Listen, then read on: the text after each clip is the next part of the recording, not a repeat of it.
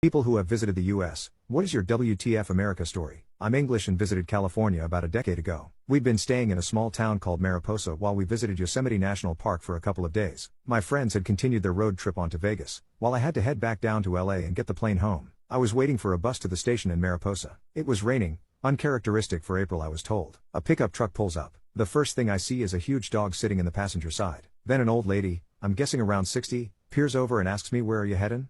I told her I was going to LA, and she says me too. Get in, and starts pushing the dog into the back.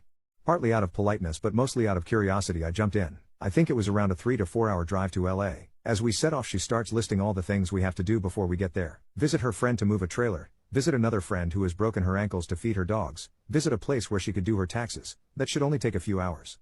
It was going to at least double the journey time. Now in my head I was saying F no, I don't want to do any of that, but I found myself saying okay. She was super happy. After about half an hour we arrived at her friend's house. She had 2 huge dogs and I found myself carrying an industrial-sized bag of dog pellets to fill a huge automatic feeder. While my new old lady friend went to use the bathroom, the slightly larger woman that owned the house showed me photos of her daughter and asked me what I thought of her.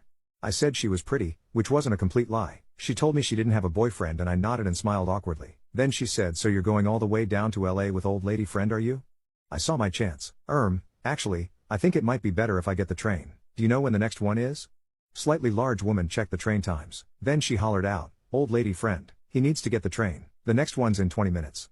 Old lady friend rushes, as fast as a 60-year-old can, back into the room, shows no signs of being perturbed, says we better get going. Then we quickly get in the truck. It looks as though we may miss the train. Old lady friend is literally speeding down the road. She turns to me all of a sudden and says, "Has anyone ever told you about Jesus?" I tell her yes, that my parents have told me all about him.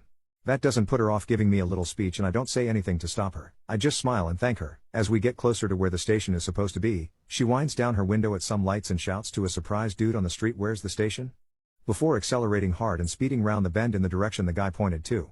We get to the station and there's time to spare. There's a bit of a queue at the ticket booth and I say thanks, and take my place in line. After a few minutes I reach the front and buy my ticket. I turn towards the platform and feel a tap on my shoulder. Old lady friend is standing there, apple in hand. A big smile on her face. She presses the apple into my hands and places her hands around mine. She bends her head in prayer. What she said I can't remember, I was too busy looking at all the people staring at me, an old lady whose head barely reached my chest holding my hands.